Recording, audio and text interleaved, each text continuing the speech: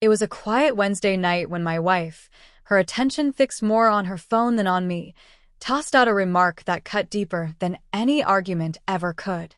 She said I was replaceable. No emotion in her voice, no trace of conflict, just a casual, dismissive line, as if I were nothing more than an outdated gadget she was ready to trade in. It wasn't a slip of the tongue. She meant it. Designed to wound. I swallowed the ache that welled up, forced a faint nod, and pretended as though her words hadn't just cracked the very foundation of the life we'd built. 10 years of marriage. 10 years of sacrifice, patience, compromise, making sure she always felt secure and appreciated. When we first met, she had nothing, buried under debt, uncertain of her future. I was the one who paid off her burdens, encouraged her ambitions, gave her the stability she craved. And now, I was disposable. That night, while she slept soundly, unaware of the storm she'd stirred, I reached a conclusion. I wouldn't beg, plead, or fight. She didn't deserve that. Instead, I would do what she least expected. I would leave. And I would make sure every step of my departure echoed louder than her careless words. For the next several weeks, I wore the mask of a devoted husband. I laughed at her stories, asked about her day, cooked her favorite meals, almost as if we were back in the honeymoon stage. But behind that calm facade, I was quietly dismantling our life together. The house? Mine, bought before the wedding. The cars? Registered under my name. The bank accounts? Mostly funded by me. The credit cards? All under my credit, revocable with one phone call. I consulted a lawyer, tied up every loose end, and ensured there'd be no surprises when the time came. That moment arrived on a Saturday morning.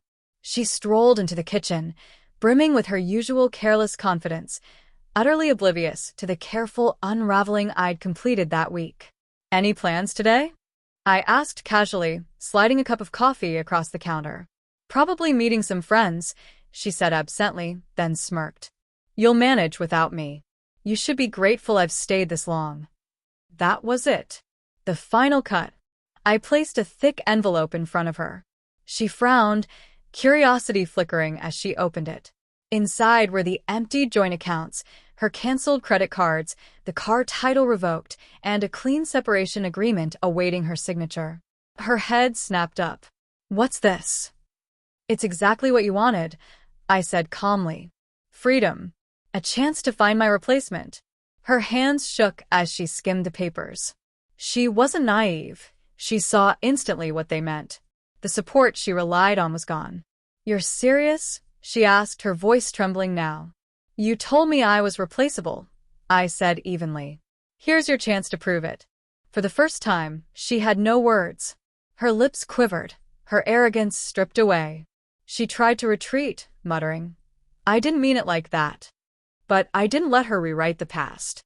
"You've said it before in different ways. You meant it. And I heard you." "You're ending our marriage over one comment," she pleaded. "Not one comment," I replied. 1,000 dismissals. 1,000 cuts. The room went quiet, heavier than any fight we'd ever had. And within a week, she was gone. No house, no cars, no steady money to maintain the lifestyle she'd grown entitled to. Her so-called friends vanished too, the same ones who only stayed as long as she could afford their company. At first, her messages came sharp.